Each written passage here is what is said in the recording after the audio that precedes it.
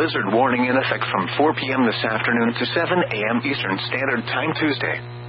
Blizzard conditions expected. Total snow accumulations between 12 and 20 inches. Winds gusting as high as 55 miles per hour. Areas affected include Hartford, Connecticut, Holland, Connecticut, and Windham, Connecticut counties. When, from 4 p.m. this afternoon to 7 a.m. Eastern Standard Time Tuesday. Impacts include travel could be very difficult to impossible. Areas of blowing snow could significantly reduce visibility. The hazardous conditions could impact the Monday morning and evening commutes. Strong winds could cause tree damage.